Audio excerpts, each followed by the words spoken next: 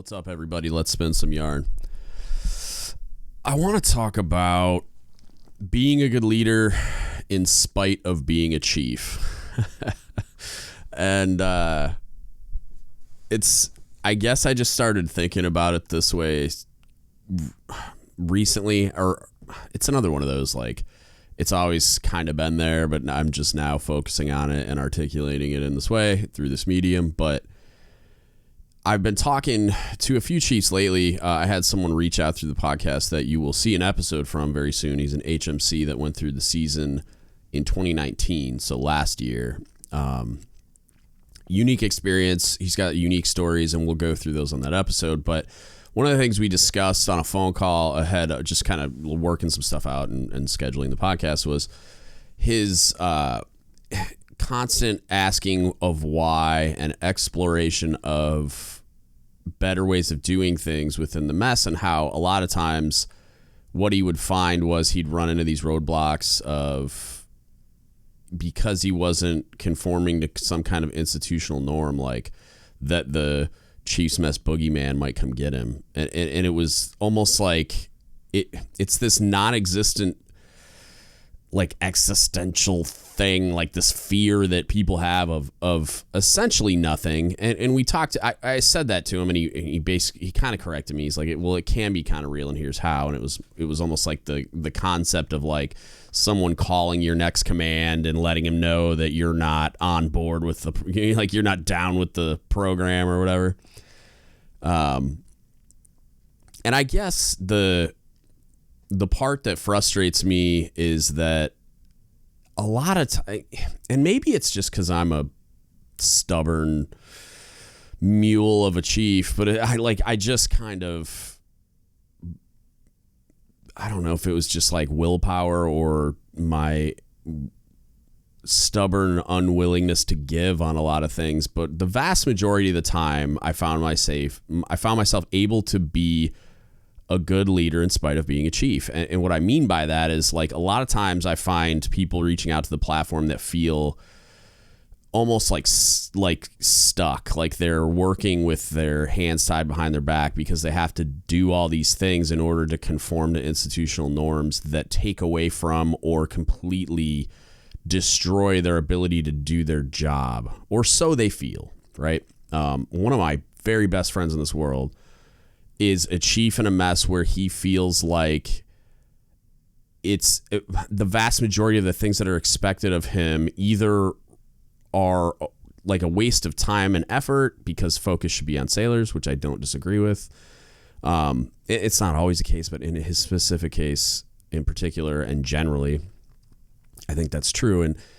And me and Chief Bob talked a little bit about that on the last Ask the Chief, just like how much superfluous garbage all of a sudden went away when COVID turned a lot of workplaces into a remote work environment, or like we had to scale down dramatically the number of people that were there or going to some form of shift work or whatever to accommodate the new rules, like the things that we needed to do to mitigate COVID.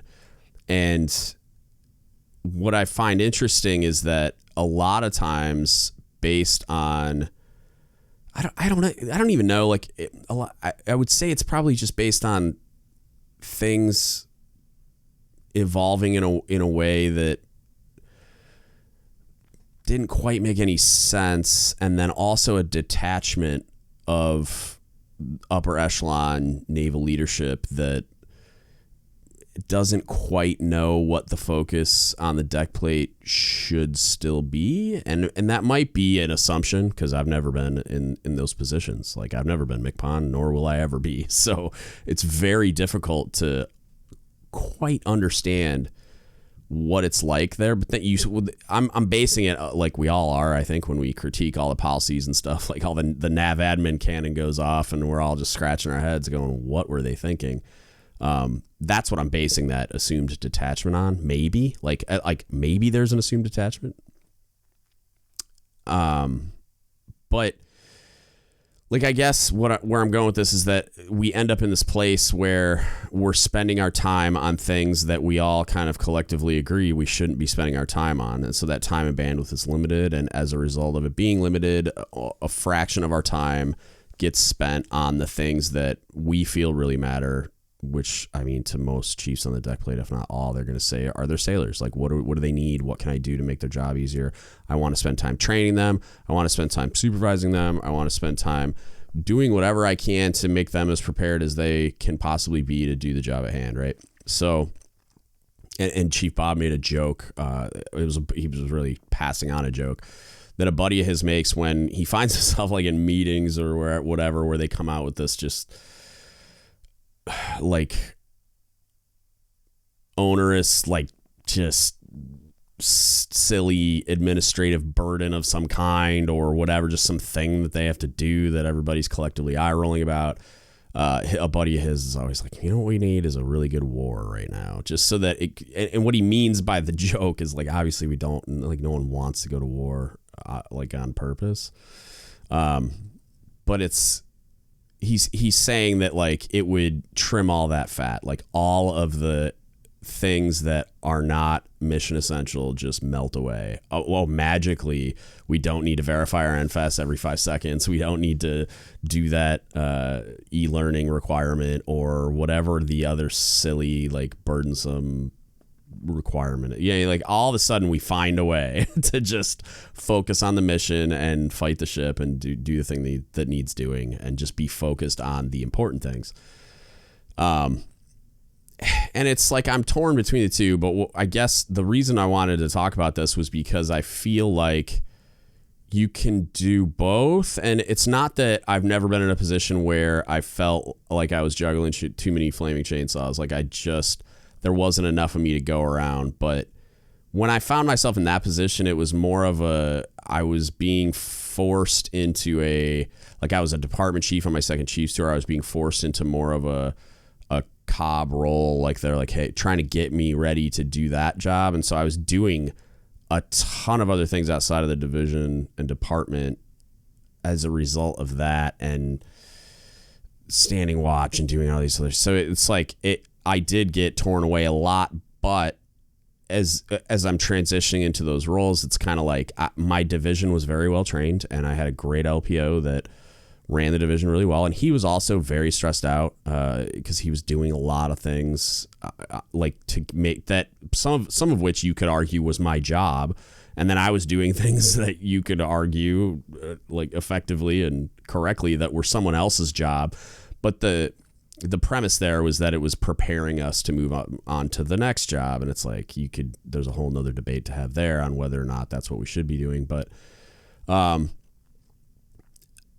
I found myself exploring the idea as a result of all these things. There's a lead up to this is now going on 8 minutes, but it's like you find yourselves in these situations where maybe a mess or a command or a triad or whatever as a result is focused on the wrong things. Like maybe they think fundraising or just like silly public I don't know, like the kind of stuff that you see on meme pages, like homie got an EP because he sold the most muffins or whatever. Like sometimes people get distracted by nice to haves and high vis things that are not you don't really get a lot of goodness out of them except for a fit rep bullet or an eval bullet.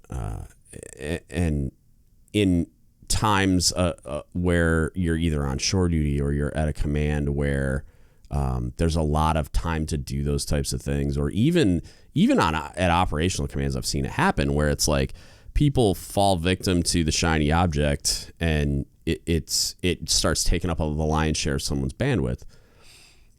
Then you find yourself in this place where we're focused on the wrong things, and then there are people that are doing it right and are focused on the right things and are trying to get after making those things happen and taking care of those things, which all lead back to just making sure our sailors have everything they need to do the job and execute the mission, et cetera. And those people can kind of get lost in the sauce, and it gets frustrating because like I go back to this conversation I had with Jason about why evals aren't structured in a way that you're evaluating how good of a warfighter someone is, because at the end of the day, that's why we exist. That's what our mission is to fight the fights that need fighting. So in preparation for doing that, I would want to evaluate each piece of that machine as how effective are they going to be when there is war.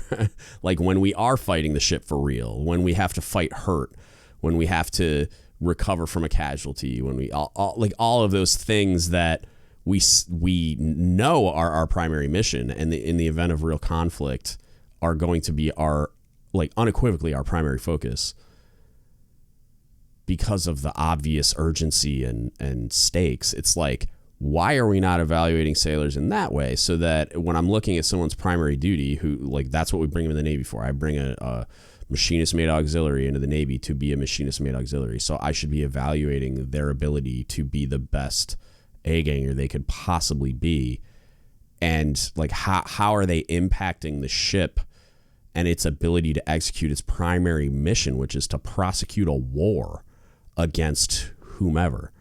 So you find yourself in this weird spot, right, as a leader, where you may be expected to do things or conform to some kind of norm that is distracted from the primary mission focus, which is to prosecute war if it comes, right?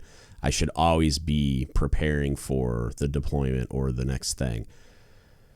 The weirdness about it is that, like, sometimes the next thing is a change of command ceremony, you know, and it's like there's a weird straddling of the line that has to happen, where you have to understand that sometimes there's going to be things that seem superfluous and ridiculous that are going to be the primary focus in that moment. And you need to understand that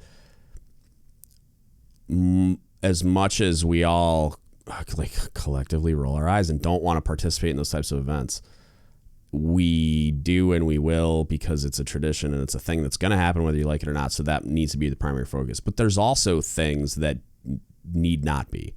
And there's things that you need to find the balance and create a mechanism for yourself where you're evaluating everything that's going on and prioritizing all those things and then executing them in order of importance, with the understanding that sometimes that importance is going to get dictated from the outside, like your CO is going to dictate your top priority is whatever important function you play in that change of command ceremony. But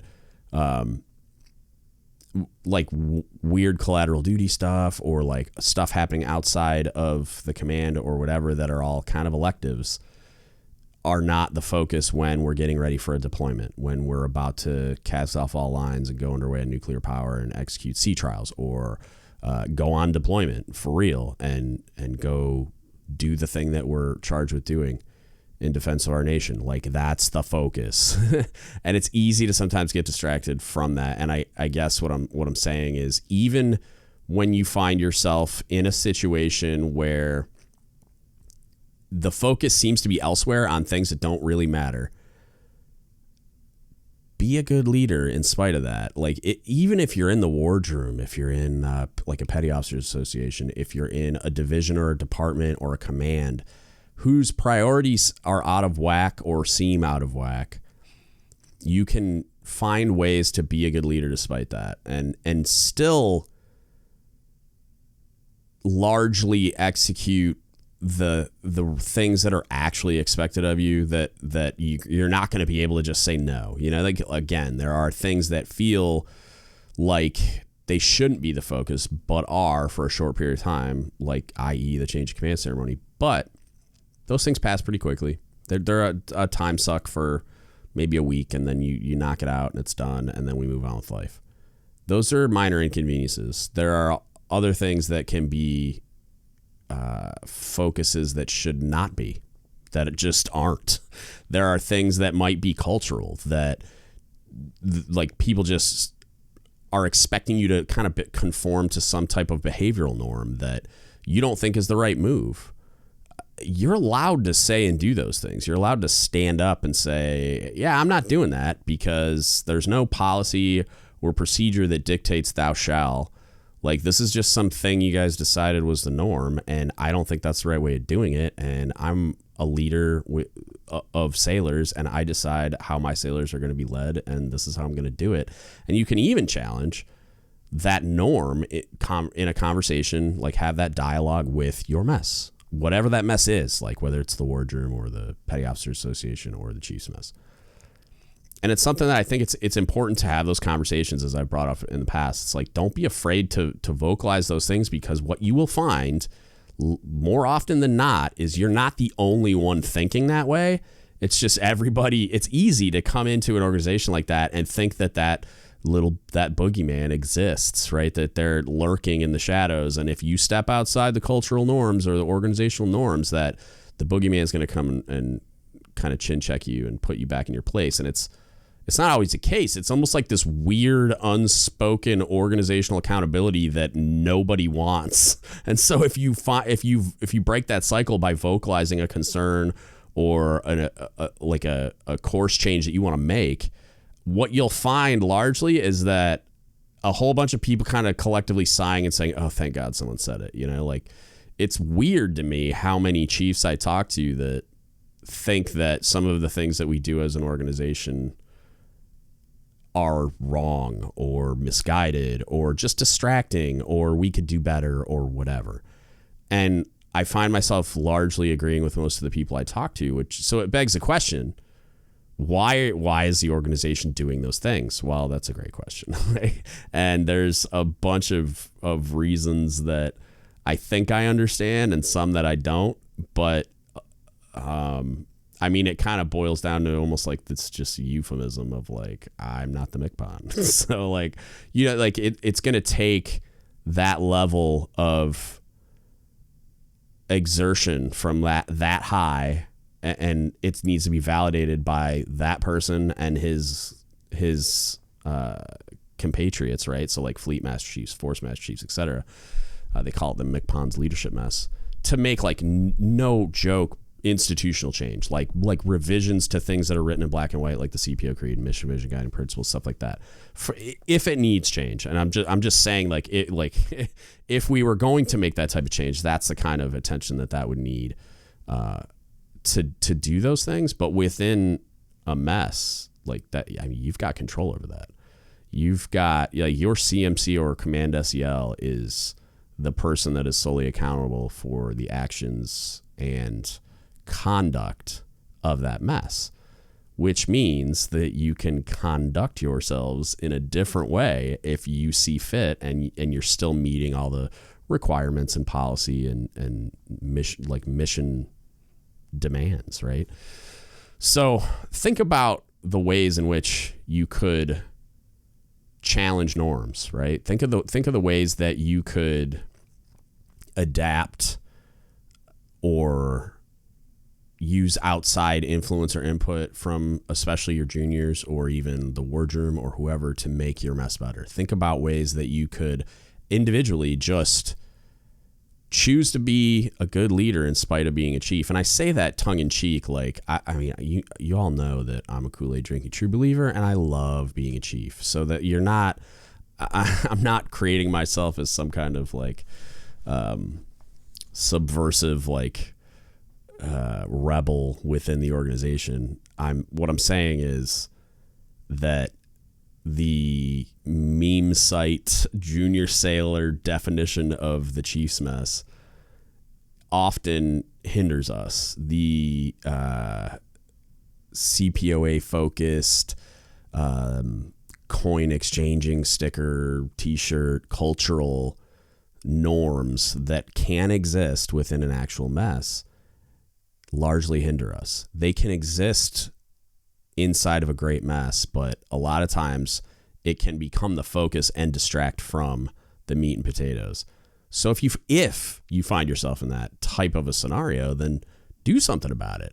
Find a way to be a good leader in spite of whatever those challenges are, instead of just like throwing your hands up and being frustrated with the system that is the mess, that is the wardroom, that is the ship or command or whatever. The Navy as a whole, right? Because I use chief stuff as my context because it is like, it's just it's where I'm an expert, but it can exist anywhere, right? In spite of the problems that exist within your organization, be a good leader anyway. Like, and you can absolutely do that. And sometimes you'll find yourself on a lonely island, like that buddy of mine that I was talking about. He's a chief within a mess where he finds himself feeling isolated and not really accepted within that group of people. But he understands what the priorities are. The priorities are being the best chief he possibly can be to his sailors. Like, and that's what he says. He asks himself that every day. Did I take care of my sailors today? Did I do everything I possibly could to meet their needs? Then I'm good. Like, and I'm okay with them. Like, if I get ostracized from the group, if I'm not part of the club, I don't care. Like, I'm going to be a good chief no matter what. Right. And that's an important distinction too, is if you were to theoretically find yourself in a mess that ostracized you for meeting all of the requirements within the creed and the mission, vision, guiding principles and all those things, like to aspire, if you're aspiring to be in real life and putting into practical real life application on a daily basis, all of the things, you know, you're trying to be a good deck plate leader, you're trying to honor your heritage, you're doing all of the things you're supposed to be doing to take care of your sailors and meet their needs and meet all mission requirements as a result. And for whatever reason, that isn't you're not somehow simultaneously meeting all the expectations that your mess has of you. Tough. Like, it's continue down the path of making sure your sailors have everything they need and meeting all mission requirements. It's one of those things that if you have to pick one, and again, a lot of the times you can do both. A lot of the times the expectations are pretty realistic, but even if you don't like them, even if they make your skin crawl, that's a different conversation. What I'm saying is, if you find yourself in a position where you're fighting against some culture that is hindering your ability to do your job and even punishing you for trying to only focus on doing your job, it's like you got to question the priorities of that organization. And I would say that it's largely under your control to be a good leader in spite of, if that makes sense. As always, I'm open to discuss these things because I feel like there's always those openings for, well, what about this? And like, you're not thinking about that and whatever. And it's like, especially on these types of topics that can get sensitive. I'm not bashing chiefs. Good Lord. Like, you all should know. If you don't, if you're new to it, go back and listen to some of the other episodes. I'm using my context as an example. There are people that do it wrong sometimes. It happens. I've been in great messes and I've been in not so great messes. And we work to get better and fix those things. And the reason why we were able to is because we were willing to have those dialogues. Like, we were willing to have a conversation and talk about how not perfect we in fact were. So with that, like, if anybody wants to reach out and talk about any of this stuff or has questions or wants me to talk about something on the podcast, I'm open to it. Hit us up. Don't Give Up the Ship Podcast at gmail.com. You can Facebook message us. Don't Give Up the Ship Podcast. Or you can DM me on Instagram or Reddit at dgutspodcast. Hit me up. Let me know what you guys think. I'm curious to hear stories, especially. Like, I think this is one of those ones where people probably have short stories to share about any organization that you may have been a part of that you found yourself in that type of a situation. You're not alone. That's number one. And you're also not somehow handcuffed. Like, do it anyway. And it can be lonely. It can be scary. You can find yourself, like, getting ostracized or getting some kind of like weird negative group accountability as a result. But the only opinion that matters at the end of the day, or that matters most, I should say, is that of the people you're charged with leading. And if they're responding and they're clearly having their needs met and executing the mission at a high level as a result, you're doing it right. Doesn't mean you couldn't do it better. It doesn't mean aren't process improvements to be had, but the broad strokes are being accomplished correctly, and your head is on straight. Like, your head's screwed on straight. You're focused on the right things. So if you need anything, reach out, hit us up as always. And that's it. That's what I got for you today. Thank you so much for listening, and don't give up the ship.